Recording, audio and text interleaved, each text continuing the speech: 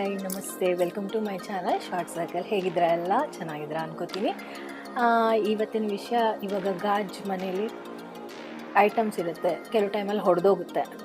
So ಅದು ಹೊಡೆದೋದ್ಮೇಲೆ ಅದನ್ನು ಡೈರೆಕ್ಟಾಗಿ ಕಸದಲ್ಲಿ ಹಾಕದೆ ಅದನ್ನು ಬಟ್ಟೆಯಲ್ಲಿ ವೇಸ್ಟ್ ಕ್ಲಾತಲ್ಲಿ ಸುತ್ತಿ ಆಮೇಲೆ ಅದನ್ನು ಕವರಲ್ಲಿ ಹಾಕಿ ನೀಟಾಗಿ ಪ್ಲಾಸ್ಟರ್ ಮಾಡಿ ಆಮೇಲೆ ಕಸದಲ್ಲಿ ಹಾಕೋದ್ರಿಂದ ಅದು ಪ್ರಾಣಿಗಳು ತಿನ್ನಲ್ಲ, ಸೇಫಾಗಿರುತ್ತೆ ಅಂತ ಇದೊಂದು ಸ್ಮಾಲ್ ಸಜೆಷನ್.